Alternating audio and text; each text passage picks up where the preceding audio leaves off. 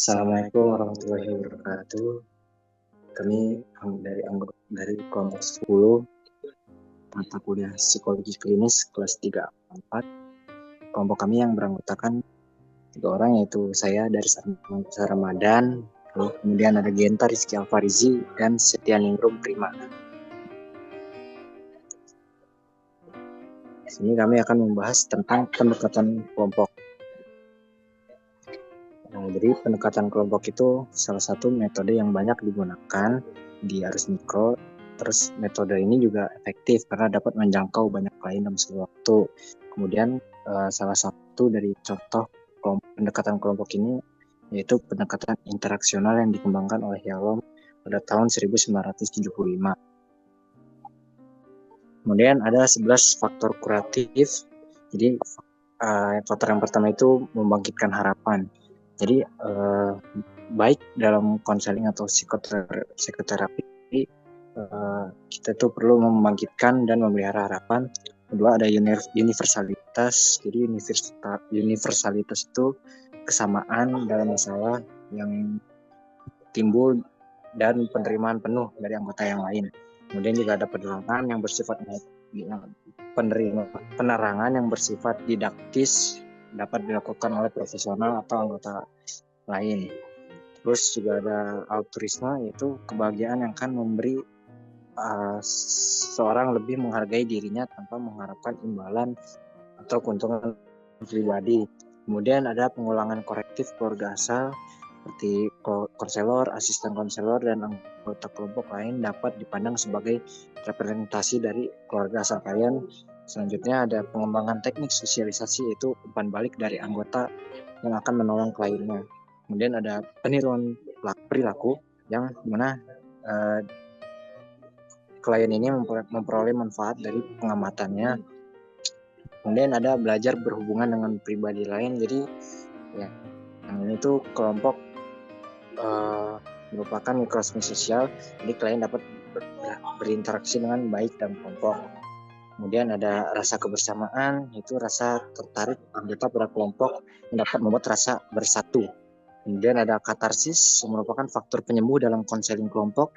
Dan juga ada eksistensi, yaitu ketika ada klien yang menganggap bahwa hidup ini tidak adil dan tidak seimbang. Kemudian klien itu mempertanyakan tentang hidup dan mati.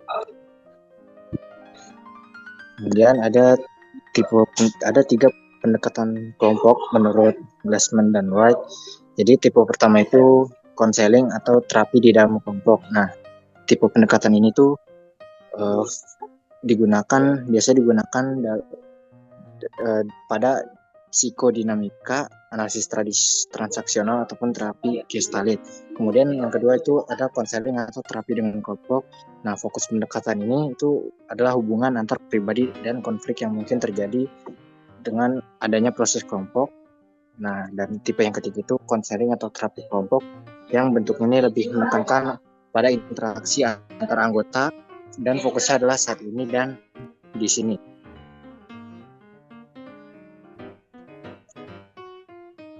Kemudian juga ada karena ketiga tipe pendekatan itu bersifatnya kontinum, jadi dia bisa fleksibel, penggunaannya itu bisa fleksibel, seperti ketiga tipe dapat saling digunakan. Terus juga sifat-sifatnya ini ada kombinasi tipe, jadi bisa pemilihan tipenya bisa dikombinasikan. Kayak tipe 3 dapat digunakan barengan sama tipe 1. Terus juga sifatnya ini berperan adaptif pemandu, jadi dia bisa beralih menjadi peserta pakar kayak tipe kedua. Terus juga bisa melakukan pembukaan diri bila diperlukan. Dan selanjutnya juga sifatnya itu dinamika kelompok, jadi dia bisa anggota ini bisa menentukan arah terapinya mau kemana. Selanjutnya ada tahap tindakan kelompok. Pertama ada tahap orientasi. Variabel pertama yaitu pembentukan kelompok, di mana anggota kelompok diperkenalkan satu sama lain dengan tujuan kelompok dijelaskan secara jelas. Variabel kedua membangun rasa aman. Terapis menciptakan suasana yang aman dan kondusif bagi anggota untuk berbagi perasaan dan pengalaman. Variabel yang ketiga membentukkan norma kelompok. Anggota kelompok menyusun aturan dasar atau norma yang akan berlaku selama sesi. Tahap kedua yaitu adalah tahap perlawanan. Di variabel pertama, konflik dan resistensi. Anggota kelompok mungkin mengalami kesulitan untuk terbuka atau berbagi perasaan yang mendalam. Variabel kedua yaitu adalah pertanyaan dan keraguan. Anggota kelompok mungkin mempertanyakan manfaat dari terapi kelompok atau merasa tidak nyaman dengan dinamika kelompok. Variabel ketiga yaitu adalah pembentukan aliansi. Anggota kelompok mungkin membentuk aliansi kecil atau kelompok-kelompok yang terpisah. Yang ketiga ada tahap kerja. Pertama yaitu adalah eksplorasi masalah. Anggota kelompok mulai menggali lebih dalam masalah yang mereka hadapi. Kedua, pembelajaran. Anggota kelompok belajar dari pengalaman satu sama lain dan mendapatkan insight yang baru. Ketiga, perubahan perilaku. Anggota kelompok mulai menerapkan perubahan perilaku yang positif dalam kehidupan mereka. Yang keempat yaitu adalah tahap terminasi. Yang pertama itu adalah evaluasi. Anggota kelompok mengevaluasi kemajuan yang telah mereka capai dan merayakan keberhasilan. Kedua yaitu adalah persiapan untuk kehidupan setelah kelompok. Anggota kelompok mempersiapkan diri untuk menghadapi tantangan di luar kelompok. Ketiga, menjalin hubungan. Di mana anggota kelompok dapat memilih untuk tetap berhubungan setelah terapi berakhir. Selanjutnya ada tugas pemandu kelompok. Menurut Yalom, pemandu kelompok itu mempunyai tugas yang tidak ringan. Pertama yaitu membuat dan mempertahankan kelompok. Melalui wawancara awal dengan calon anggota dan melalui seleksi yang baik, maka persiapan ini mempengaruhi nasib kelompok. Kedua, membentuk budaya. Saat kelompok terbentuk, pemimpin akan mengerahkan tenaganya untuk membentuk kelompok menjadi sistem sosial yang terapeutik. Ketiga yaitu membentuk norma. Norma-norma di dalam kelompok dibentuk berdasarkan harapan anggota terhadap kelompok dan pengarahan langsung maupun tidak langsung dari pemimpin dan anggota-anggota yang lebih berpengaruh.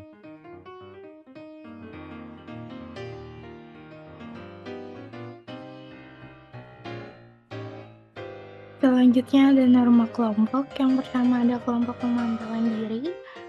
Pemantauan diri ini supaya sesuatu kelompok efektif dibutuhkan aktivitas anggota dengan pimpinan yang aktif dari pemimpin. Yang kedua ada pembukaan diri. Ini adalah komponen yang dibutuhkan dalam proses terapeutik. Yang ketiga ini ada norma prosedural, yang dimana ini kelompok adalah prosedur yang tidak terstruktur, tanpa latihan, dan merupakan interaksi yang bebas.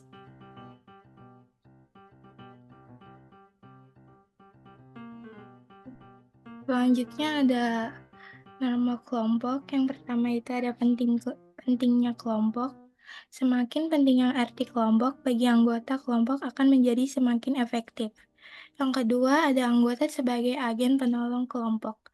Ini berfungsi apabila anggota menghargai pertolongan yang saling diberikan antar sesama anggota. Bila anggota menganggap pemimpin adalah satu-satunya sumber bantuan, maka kelompok gagal untuk mencapai otonomi dan penghormatan diri. Yang ketiga ada perilaku efektif. Pemimpin perilaku menurut Georgi dan Kristiani 1981 mendengarkan dengan aktif, mengamati dengan seksama, memberikan umpan balik, menghubungkan antara satu pernyataan dengan pernyataan lain.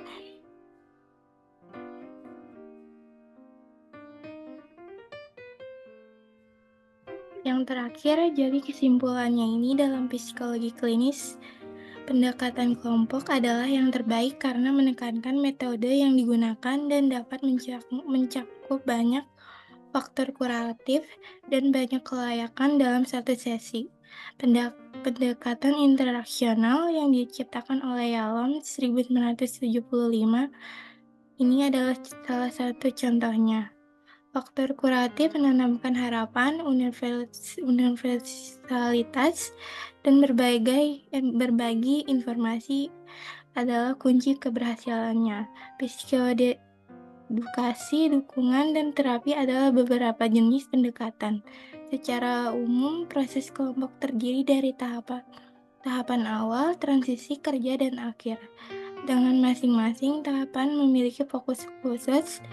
Pedoman kelompok seperti kerahasiaan dan partisipasi aktif sangat penting.